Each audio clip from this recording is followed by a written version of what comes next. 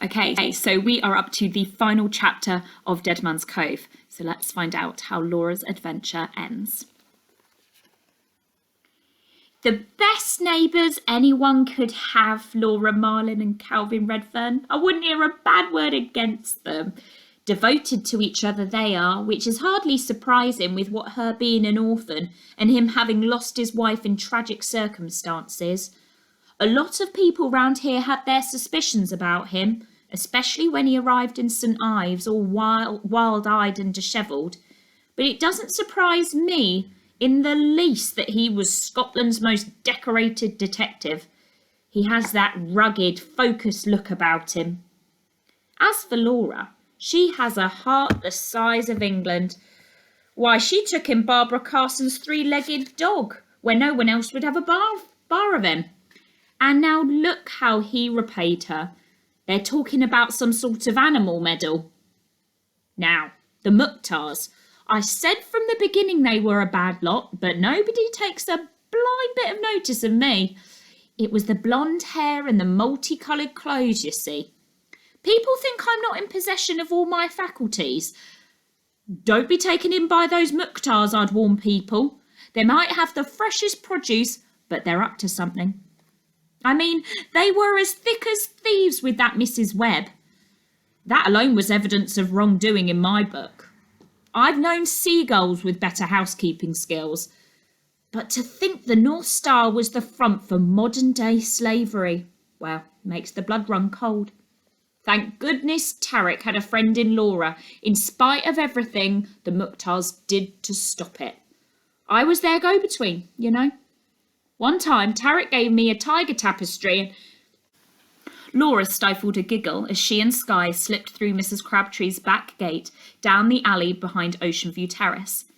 None of the reporters noticed her go. They'd been ringing the doorbell at number 28 since the previous afternoon, when Laura came home from hospital. But apart from posing with Tarek and Skye for the exclusive they'd given to Erin, the Sunnyside Up waitress, who also was a cub reporter for the St Ives Echo, she had ignored them. It's Skye who's the hero, not me or Tarek, she told her uncle. If it wasn't for him, we'd both be fish food by now. And you're a hero for figuring out the code in the invisible letter. Skye is a pretty special dog and has earned a lifetime supply of dog biscuits and pats from me for saving you and Tarek. But the police and I wouldn't have the remotest chance of catching the monk and rumblefish, Mukhtar and the others if you and Tarek hadn't done such great detective work, answered Calvin Redfern. In months of searching, I found precisely nothing. I've taken a lot of teasing from my former colleagues in the force about being outsmarted by a couple of 11-year-olds and for employing a straight-A gang member as a housekeeper, I can tell you. But you and Tarek are heroes too, Laura. If you hadn't risked your lives to save those children, they'd either have drowned or would be embarking on a career of toil and misery. It's nearly 150 years since slavery was abolished, but as shocking as it seems, these things still go on. If the straight-A gang and the Mukhtars had had their way with you, Tarek and the other kids, they'd be starting work today in a factory sweatshop. Kidnapping my niece was going to be their revenge on me. You'd have been working round the clock for slave wages to teach English and make tapestries that would be sold for a fortune. The Bengali boys and girls would have been told that the cost of bringing them to Britain and providing their keep far exceeded their earnings. Within days of arriving on these shores, they'd have entered a lifetime of debt bondage from which there would be no escape. Laura was silent for a minute, remembering Mr. Mukhtar's threats on the beach. She'd come within a whisker of meeting the same nightmarish fate. She asked, "What will happen to the children now?" A group of local businessmen have agreed to provide them with a free 2-week holiday in St Ives, after which they'll be flown back to Bangladesh and reunited with their families. A local charity is going to ensure that both they and their parents are freed from debt bondage and given a fresh start in life. Perhaps most importantly, a fund is being set up to give every boy and girl an education. He got up from the kitchen table to scoop another few cubes of steak into the husky's bowl. But yes, you're right, Skye has a wide streak of hero in him. If it hadn't been for him, I'd have paid the ultimate price for having a niece who takes after me. Walking along Porthminster Beach for the last day of school before the holidays, Laura wore a grin from ear to ear. Skye, loping beside her, had much the same expression. Passers-by cast amusing glances at the girl with the spiky cap of blonde hair and her three-legged Siberian husky as they played a game of chase on the sand. It would be the next day before Erin's St Ives Echo exclusive on their adventure appeared on the newsstands, so nobody recognised them or commented on their miraculous survival. "You're the best dog on earth," said Laura, stopping for the 100th time to hug Skye. "And the coolest thing of all is that you're my dog." According to her uncle, Skye had been howling loudly enough to waken the dead when Calvin Redfern returned to number 28 Ocean View Terrace with the police 2 nights previously. An irate Mrs. Crabtree had been on the doorstep. He'd guessed immediately that Laura had been kidnapped. A delay of several hours had then occurred because, although Calvin Redfern had seen the messages from Tarek on Laura's bed, he had dismissed the invisible letter as a blank piece of paper. It was nearly 3 a.m. when it occurred to him that it might not be. By the time he'd deciphered Tarek's note, the children were already in the tunnel and the rising tide had made Dead Man's Cove impassable. The best that he and the police could do was go to the general area of the old tunnel exit, now sealed up, and wait to see when or if anyone would emerge. At 4:10 a.m, Joe, the boatman, Mrs. Webb, and Mr. and Mrs. Mukhtar had driven over the horizon. They were handcuffed before they'd even turned off the engine. It turned out that Mr. Mukhtar had been an ordinary, law-abiding shopkeeper until he and his wife became addicted to the lavish lifestyle and shopping. Faced with having their home and business repossessed, they resorted to desperate measures to find the cash they needed. When Mr. Mukhtar met the Straight A gang while obtaining Tarek's false passport in Bangladesh, he had mentioned his idea to start a tapestry and Persian carpet factory in Cornwall using cheap child labour. They'd introduced him to Mrs. Webb, recently arrived in St Ives to spy on Calvin Redfern, and the plan had taken wing from there. They all saw it as an easy way to make millions. The 20 children were to be the first of many. Dawn had been breaking when a sodden rumblefish, Monk and Dino blasted their way out of the old exit tunnel using dynamite. They too were taken into custody. When they confessed to abandoning 22 children in the flooded tunnel, Calvin Redfern had to be restrained from strangling them. All this time, Skye had been getting more and more distressed and excitable. "I was on the point of locking him in the police van when it struck me that he might know something or hear something that we couldn't," Calvin Redfern told Laura. "He'd led us to a different set of mine workings, over the hill from where we'd been searching. There we found all these freezing, skinny, terrified kids peering into a shaft. Skye reached them before we did. To my absolute horror, he ran straight past them and dived over the edge. How he survived the fall, I'll never know, but I doubt we'd have found you if it hadn't been for him. He swam through the catacomb of tunnels and hauled you and Tarek onto a dry ledge. Thanks to his quite remarkable courage, instincts and strength, the emergency services managed to save you both." "What happens now?" asked Laura. "What happens to Tarek? Does he have to return to Bangladesh?" "That'll be up to the immigration department," said her uncle. "But my guess is that, as a thank you from the British government for his role in helping to rescue 20 kids and bring the Mukhtars and several members of the Straight A gang to justice, he'll be granted asylum to stay in this country if he wishes. The police are certainly pleading his case. In the meantime, he's been offered a foster home by the couple who runs the St Ives veterinary surgery, one of whom is from Bangladesh. They're wonderful people, and I know they'll take good care of him."